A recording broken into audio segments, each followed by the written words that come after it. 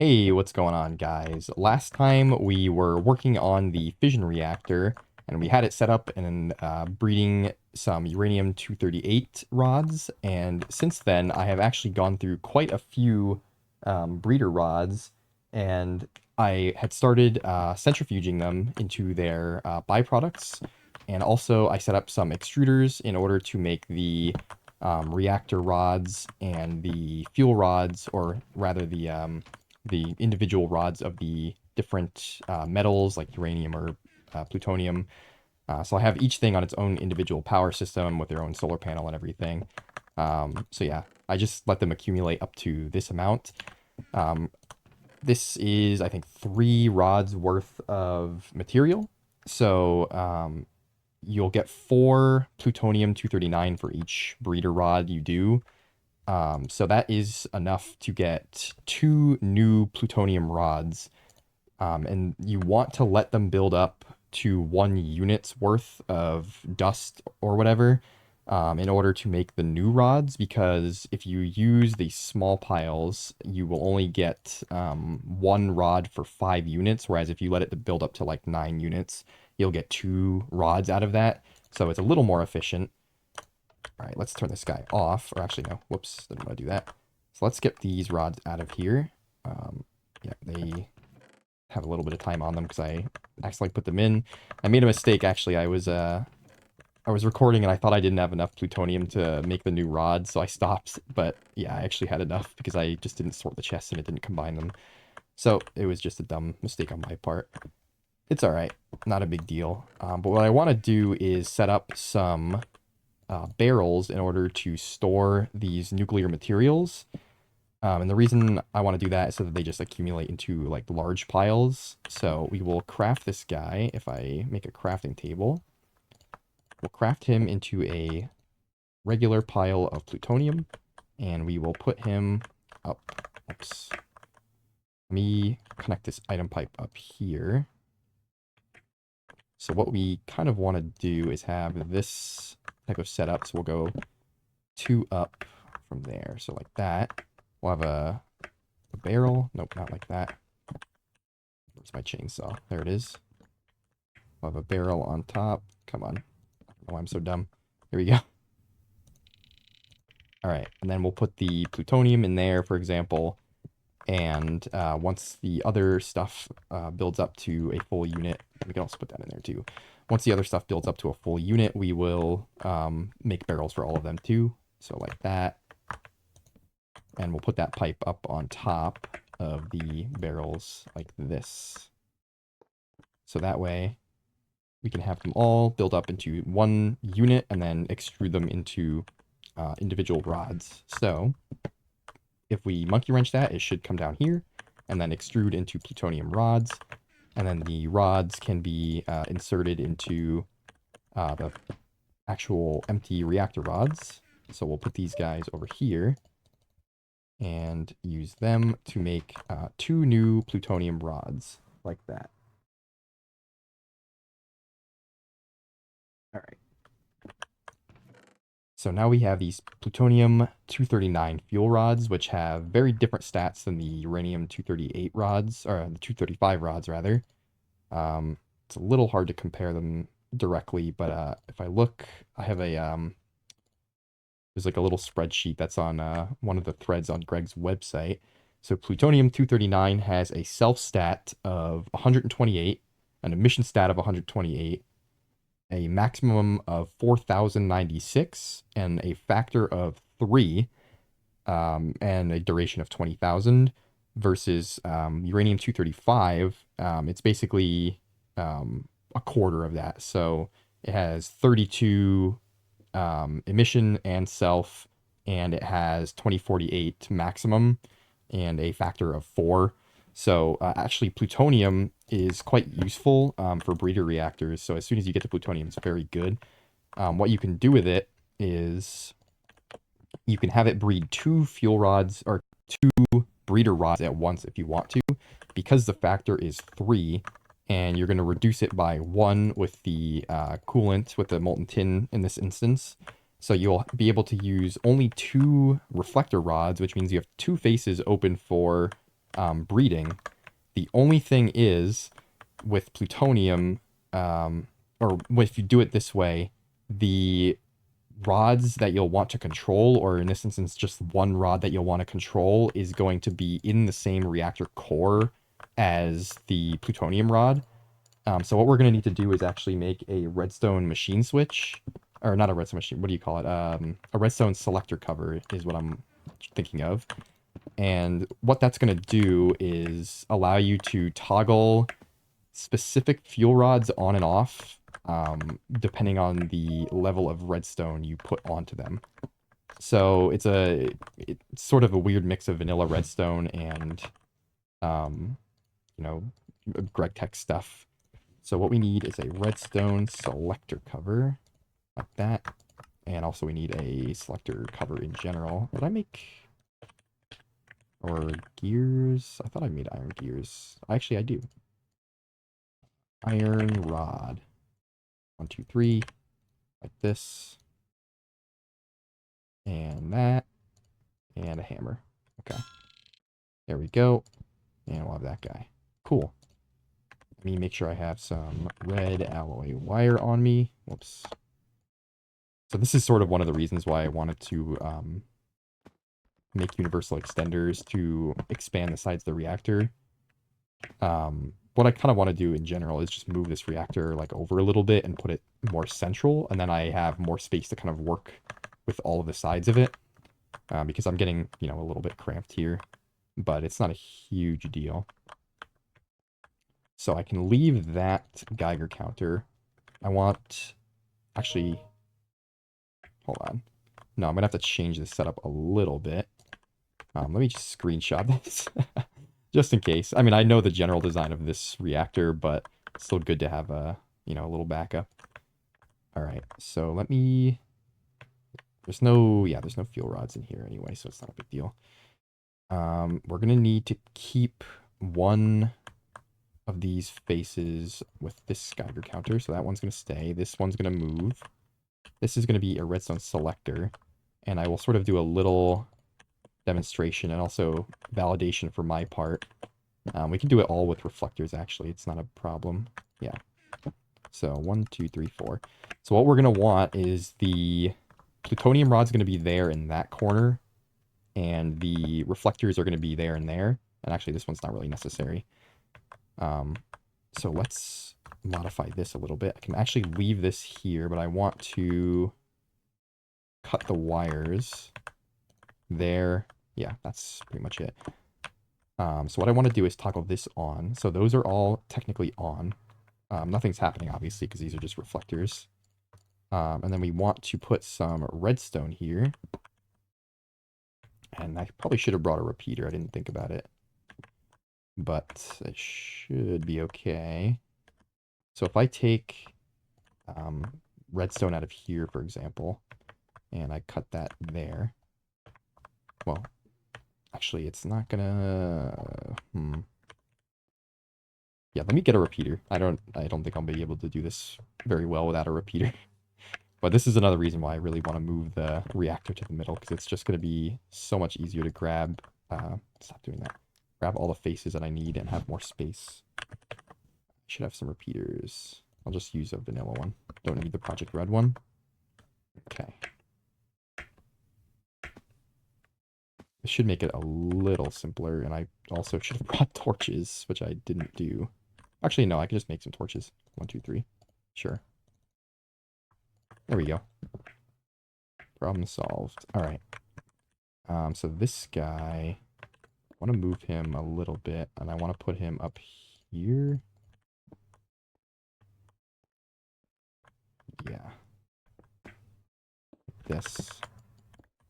So I'll put the lever there and have a redstone wire go there, go down, and I will get you off. There we go. Just so I have space on the floor. So that's gonna act as a sort of reverse toggle. So those are on. All right. Now what we need to do is control these guys, and that should be fine. That doesn't output any redstone anyway. I don't think at least. If it does, then that's a problem. I mean, we can move it. It's not a big deal. Yeah, I'll have to see. This is just a test, so let's get a lever. I don't have a lever, but I have redstone torches.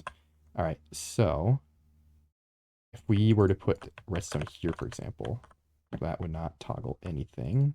I think it's because this is here. No? Maybe not. Does it have to be off? F. Let me see. I might be toggling this fuel rod. Or maybe not.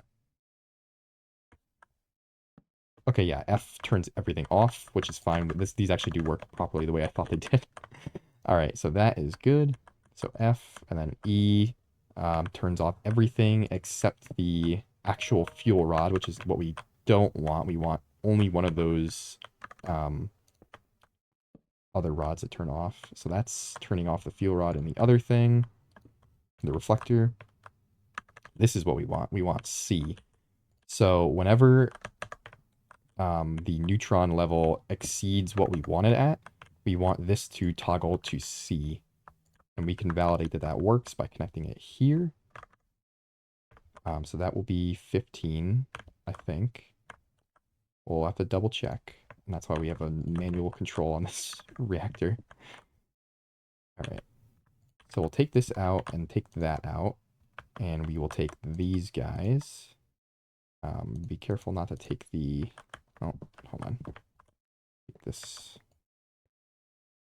Put that there. And take out that reflector. All right, now I need to put my protective suit on. Let's put that guy on. All right, and put these things away. This can go back in my inventory. Stop. There we go. Leave some redstone torches here and some red alloy wire, just so I have it. All right. So when this gets to that level there, it will go around and toggle just one of the reflectors off, and that should revert the, what do you call it? It should revert the neutrons back down. And it's going to be a little, actually no, it should be fine. We can just put a Geiger counter down there. And maybe it would actually be better to put that Geiger counter down and then use it to power, because it's more so a passive thing that we need, and we need the other one to be constantly reading. We'll put this guy here, that guy there, and then this one will be the one that actually controls the redstone. There we go. And then this will be a breeder rod, and we'll have the plutonium rod there. Make sure this is turned off for a second. So plutonium we will put on you. And we'll have another breeder rod. Where do I have them? There we go. Put that guy there. And we can monitor the neutrons on that. And I think I have an extra Geiger counter I can just move over. Or no, that is a... Well, I can just put that there, I guess. It doesn't really matter. So I need to reconfigure the redstone here, actually. Or just cut that off from there. I can leave that guy on just in case I need to use U235 for anything. Alright. So we want these guys to always be on when this is possible to run. Although this, what is this? Oh, this is going to control that guy. Okay. I'm just trying to think of how I need to do this. I don't want to mess this up. So that can go there. We want these guys to be controlled this way. So I guess, actually, yeah, we can leave that the way it is. This can connect to here. This we want to disconnect from that. So we want this to be sort of controlled the same way this is, although we also want to be able to control here. Yeah, so we'll have to connect to that. Do we need to reverse this? Trying to think. Would it be easier to control this part of the reactor specifically? Probably. So if I turn this on, I just need to be able to turn this part off, really. Like, completely. I guess, let me not do it that way. I think this, like that. Okay. So if any of these systems over here start failing, you can toggle the thing off like that. And I'm trying to think if I can connect this safely. I think I can. Well, we can do a live test. We'll see. All right, let's turn this guy on. So all these will start increasing. And we will see that this starts building up neutrons. And the turbine and stuff will start spinning up again. All right. Let's keep an eye on that. I just want to double check that this flips itself properly. So it should be exactly the same. It should be 11,500 in order to toggle. Coming up to the moment of truth here. There we go. Oh, that turned... Hold on. Did that turn the rods off? Hold on. That isn't right. Nope, don't want to do that. Okay. Let me double check. I think I turned off the wrong set of stuff. Let me get rid of this guy. And put a reflector rod just to check. And disconnect this real quick. Turn you on. Or no. Is this on by default or off by default? Huh? Oh no, this is good. Okay. So if we put... do I have redstone torch? I think I do. Yes. That's 15. Let's see. So that should only toggle off one of these. Why did they both turn off?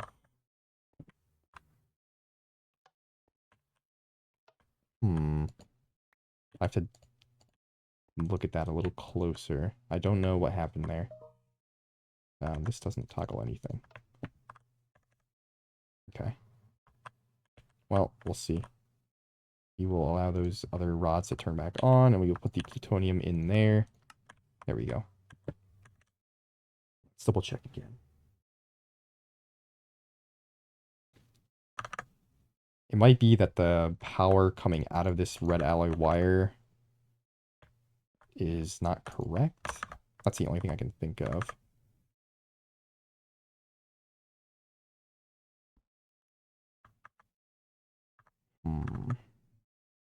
But you can see the breeding process is going on. We can, well, I don't have a Geiger counter on that, but I could.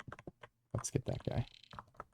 You can see there's neutrons being put onto the adjacent rods, and they are absorbing them and outputting some heat and contributing to their breeding processes.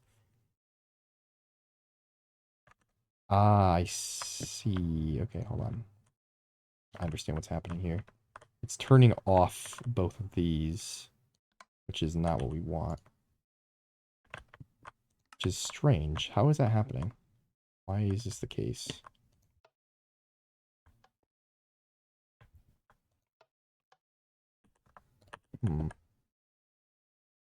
Turn you off, so these should be on. And if I put a redstone torch here, you should stay on. Why did that not happen? That is a mystery. Hold on. What if I do this? 14. Why is that happening? That's very strange. Okay, yeah, that explains it, because it turns off both of those. Why are you outputting a value of 14? That doesn't make any sense. Oh, wait, does this... I think this does have, it has, like, a length requirement of its own, doesn't it? Range of 16, so that... 16, 15, 14. Yep, that makes sense. Okay. What I could do is this, like that. That will always make sure that it outputs the correct value. It's a good thing I caught that. All right. We can take this out and put the plutonium directly in. There we go. Now that should work properly.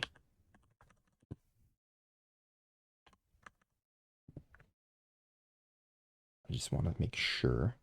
And actually, what I could also do, really irrelevant to the specific breeding process, but for the reactor cores that don't have actual fuel rods in them, I could put other fuels that don't degrade the heat that is contributed into it. Like tin will only give you 1/3 of the heat that's outputted from the neutrons, but if I switched out the coolant in those specific cores with something else, I could run it a little more efficiently. I could extract more power. And also, oh, there we go. That was perfect. So you see that it got toggled there, and then it goes immediately back to breeding. So we're good there. I just want to make sure this spins back up to full speed with this guy. You're outputting steam, and you have heat. You have water. It's just going to take a minute. There we go. I think I just saw it. Yeah, there we go. Cool. So yeah, what I can do is, yeah, technically I could swap those cores out. I'll have to go test in creative just to see, like, what would be available, what would be useful to put in there. I think probably just water most likely would be the best, just to get direct steam. Why are you not keeping up? What's happening here?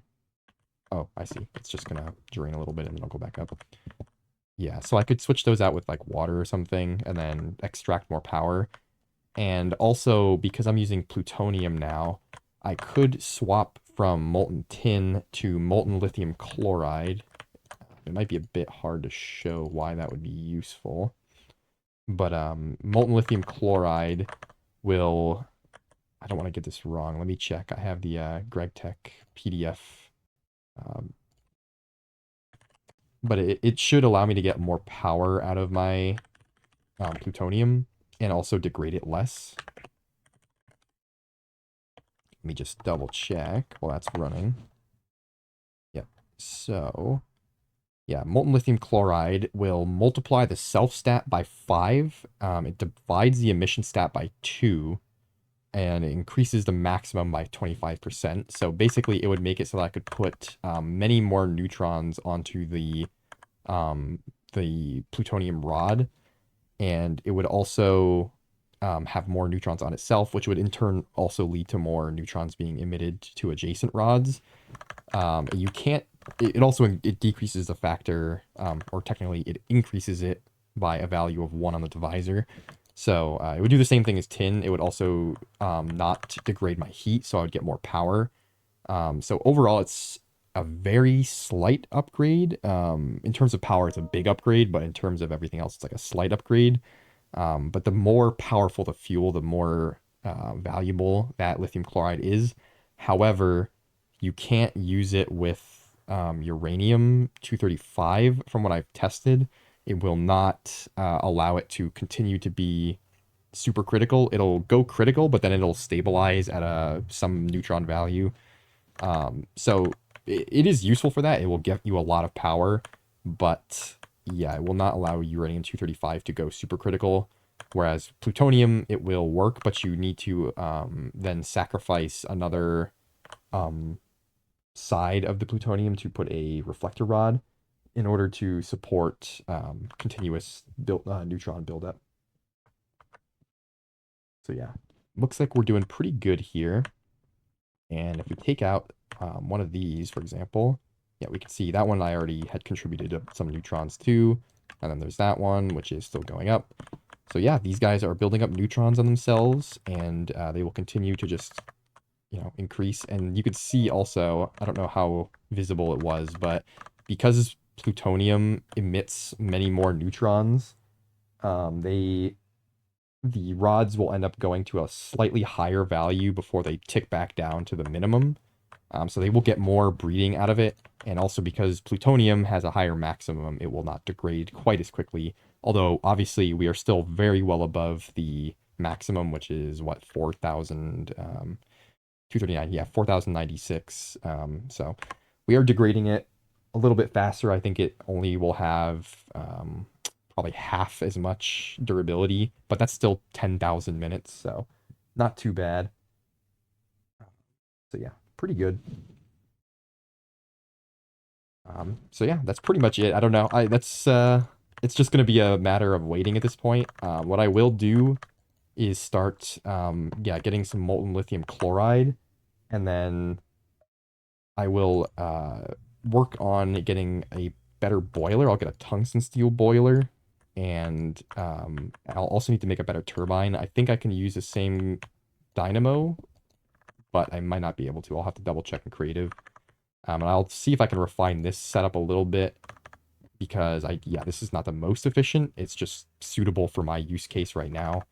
But yeah, we will improve this. Maybe I'll end up building a second reactor down below.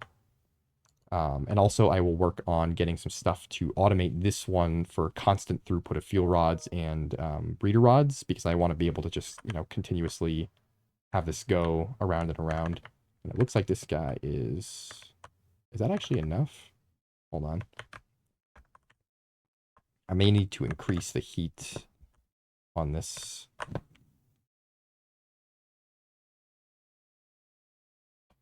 Yeah, I don't know. This isn't going to be enough to run this, is it? What does the dynamo take? It's 2048, right? Yeah, 2048. So this sometimes is not high enough. Let me get a tachymeter sensor. Or do I have a... Yeah, maybe put a block here. I want to double check that this... Yeah, this sometimes does not output anything. I may need to increase the heat a little. But, I mean, it does work for the most part. It's just sometimes it'll drop below the value. This doesn't run quite as hot as the uranium one right now. I could make it run hotter by allowing it to emit more neutrons or by switching to lithium chloride. But for now, this is suitable. I'll do a little bit of testing in creative to see if I can improve this, and then we'll come back and maybe refine this one or build a brand new one and just make some modifications so we can have two running at the same time. Because ultimately what I would like to do is have one reactor for each fuel tier. So real quick, if we just go to reactor, you can see there's lots of different fuels and stuff, but they're all sort of tiered out. So there's uranium, and then plutonium, and then americium, and then naquita, and then enriched. Well, actually, I think enriched naquita is the only thing you can actually use as a fuel rod. And then after that, there is naquadria, which is extremely powerful. It lasts 100,000 minutes, and it has a ton of maximum. It also emits a ton of neutrons. So that's sort of like the primo fuel. It's very useful for breeding, and it's also useful for power. So I would like to have one of each kind of reactor, but one step at a time. I just want to have some of these guys stabilized for breeding and with a continuous throughput. But for now, I'll cut it here, and I will do some testing, and I will see you guys next time. I just want to make one small addendum because I stopped recording before, and I wanted to make a quick modification because this is not really running this turbine very efficiently. So what I want to do is actually get a reflector rod. For that, we're going to need cadmium, indium, and something else.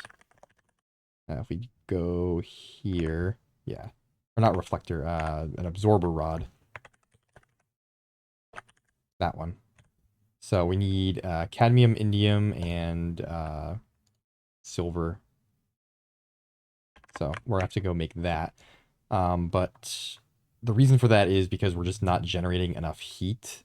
What I could do technically is switch out to molten lithium chloride in one of the other reactor chambers or the cores, but for right now, just to make a quick modification, it would just be better to replace one of the breeder rods with an absorber rod, just for the time being. So what I need is cadmium, indium, and silver. We do CDIM. Yeah, silver, indium, cadmium. That's easy enough. I have to do it in an actual crucible, okay. I have those things, I don't know where I have them. Cadmium, yep, there's 9. I think I also have indium, lanthanum. Where do I have indium? I'm pretty sure I have it. It's very dark purple. Is that it there? Yes, it is. Very good. All right. So we will combine these, and we'll get a silver out of here, one of these guys. There we go. And then we'll just throw those in the crucible. Whoops. Silver, cadmium, indium. And grab my pincers. And I'll just make a bunch of rods out of them because I don't really have any other use for it. What is that already that alloy? What temperature does that get made at? Oh, 752. Oh, we're well beyond that. That's good. Yeah, I didn't realize it was such an easy thing to make. Yep, there we go. So yeah, we'll just go and bring those to the reactor and make one absorber rod for now, but we'll keep all of the rods there just in case we want to end up making a bigger reactor at some point.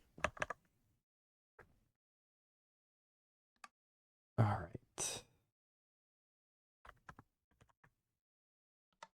There we go. All right, all good. And we can bring those back. And then we'll switch out the, oops, we'll switch out the, one of the breeder rods at least for the reflector or the absorber. I hate having to run back and forth in this radioactive shielding suit, but it's the only way of doing it. I suppose I could make a teleporter between here and there, but we'll see. So I just need to get one reactor rod, combine it with this guy. There we go. Put these in here for now, so that's an absorber rod. And I will put it on that guy. You can be an absorber rod. So now all of the absorbed neutrons will output much more heat, and I can decrease the toggle point for this because it'll end up creating quite a lot of heat, and I will not be able to handle it. And also, there's no need to. So I think if I put it down to, let me see, 251C, I should be able to still sustain this reaction, or this power. So, I don't know. Well, we'll go down here. 1C, and then 251C. So that's going to be 9,500 neutrons, which gets us much closer to the maximum, actually, for plutonium. And it still allows us to keep, well, that's probably not a good one to look at. It's better to look at this guy, but we'll watch when this gets toggled. But yeah, so it'll allow this rod to breed still, but also it will, oh, there we go. So it goes down to 60, which is fine. It's still plenty. And then this should now stabilize at an actual usable power level. So yeah, as long as it stays above 2048, we are creating power. Not that it's my main goal or anything, but it's nice to be able to get power out of this, because otherwise we're just getting the fission products, which are still good, but, you know, power's also nice. I would like to be able to run the matter fabricator soon. So yeah, I think this is good. This should be getting a net increase in water.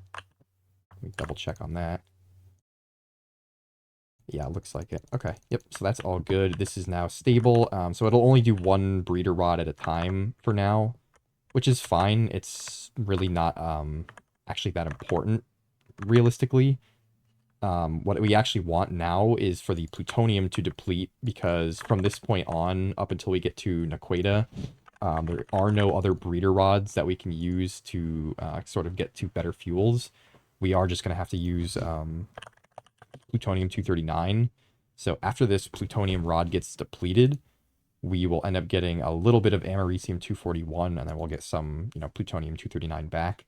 And then after the americium-241, you get some enriched Nequata, and then that actually you can make a breeder rod from. Let's see, enriched Nequata. Let's see if I can find that. Yeah, there's a fuel rod for it, but there's also a. Oh, actually, americium. I think it gives you Nequata breeder rod. Yeah, there is a Nequata breeder rod, but that is, it's better to use americium to breed that. So yeah, you breed the americium or the Nequata breeder rod, and then you get an enriched Nequata enriched rod, and then you get enriched Nequata out of that, And then you can use that to make a fuel rod. And then when that depletes, you get, or wait, hold on, where is it? Depleted, enriched, and equated fuel rod. Sorry, these things are a little weird to organize. But then from that, you get Nequadria, and that's how you get the ultimate fission material. So it's a bit of a, a bit of an ordeal, a bit of a chain. But right now, we just need to continuously breed more plutonium 239 rods and sort of using them to breed more and more and depleting them. It's just going to keep going in a cycle, basically. But, we will be getting power out of it. And, it's just a matter of time. So I might end up making another reactor and a better boiler, turbine, and dynamo. I think the dynamo is probably fine, but I can make a titanium dynamo. And I might run a larger version of this, and I might switch out some of the molten salts in here. Specifically for this one, I don't think I could run water, but I can run lithium chloride, which would allow me to harvest all of the energy out of this fuel rod here. Which would be really nice, and then I could probably run another actual breeder rod here, which isn't super important, but it would, again, be nice. So we'll see. A little plan for next time, and then I'll also, make some universal extenders and make this a little neater. But yeah, for now, I will cut it there, and I will see you guys next time.